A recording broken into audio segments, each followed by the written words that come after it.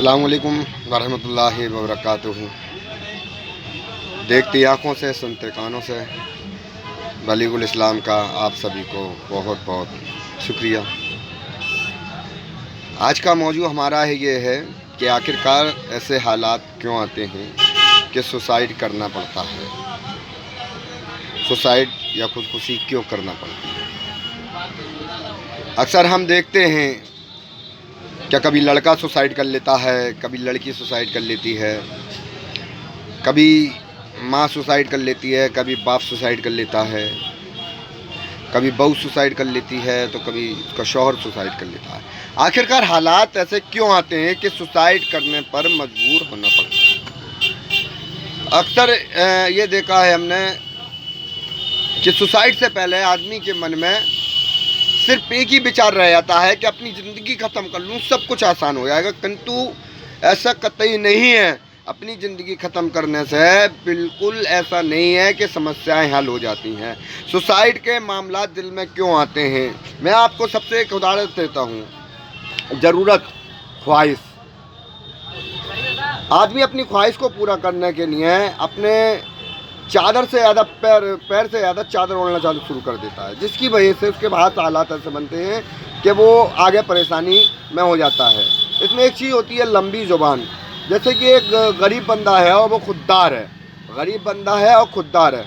गरीब बंदे के साथ साथ खुददारी उसके अंदर ये है कि वो अपनी बात बड़ी कहता है लेकिन किसी से आगे झुकता नहीं है। उसके अंदर एक ख्वाहिश पनपती है। ख्वाहिश पनपने के बाद उसने सोचती है कि अपनी ख्वाहिश को पूरा कैसे करूँ। अब उसने उस ख्वाहिश को पूरा करने के लिए अपने कर्जा लिया और कर्जे में इतनी बड़ी रकम ली कि उसको ख्वाहिश पूरी करनी है हर हाल में। अब वक्त बीतता है, कर्जा नहीं चुका पाता, आमदनी उसकी वही है।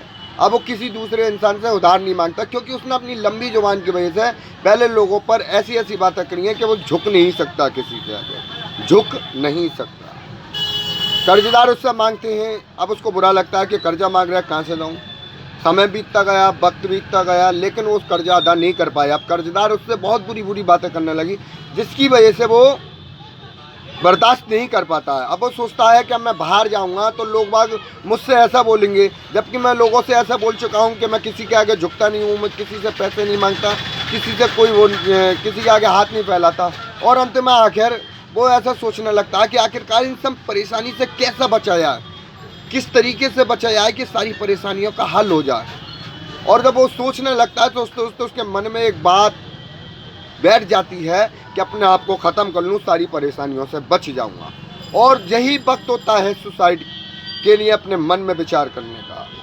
सुसाइड के लिए अपने मन में विचार करने का यही वक्त होता है। और जब उसको सोचता है तो वो तरकीबें सोचता है कि कैसे मरूँ कैसे मरूँ, पर उसको ज़िंदगी अच्छी नहीं लगती।